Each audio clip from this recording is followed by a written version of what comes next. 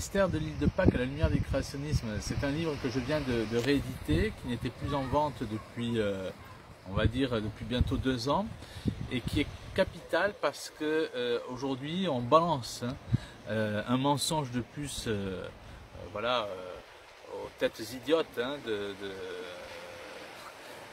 têtes idiotes sans Dieu, disant que on ne connaît pas le mystère de l'île de Pâques. Si, en fait, on connaît très bien le mystère de l'île de Pâques, mais on ne veut pas le dire pour la simple et bonne raison que ce qui se déroule à l'heure actuelle, c'est une... nous sommes dans une logique d'apostasie où l'homme ne doit absolument pas croire en Dieu. Alors quel est ce miracle, ou quel est ce secret, ce mystère, qui n'en est pas un? C'est tout simplement le fait que l'île de Pâques est... on va dire,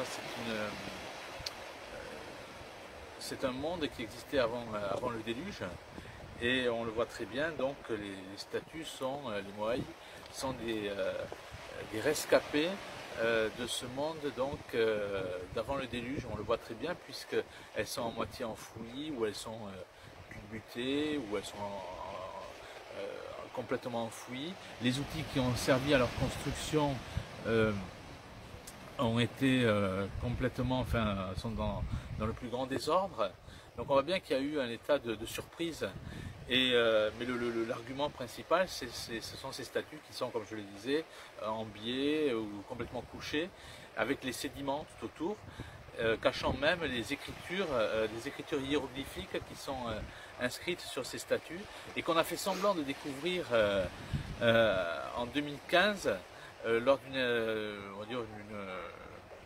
de recherche d'un couple néerlandais. Or en fait on connaît depuis un siècle cette réalité des écritures hiéroglyphiques. Donc on voit bien que l'île de Pâques dérange, parce que l'île de Pâques renvoie à l'histoire de notre monde et à l'imbrication de l'histoire de la Bible avec le déluge. Alors il y a d'autres mystères qui pénètrent cette histoire-là. C'est par exemple la pierre particulièrement dure des statues, qui nécessiterait aujourd'hui on va dire, 1 année pour 6 hommes pour tailler la tête d'une seule statue, d'un seul Moai.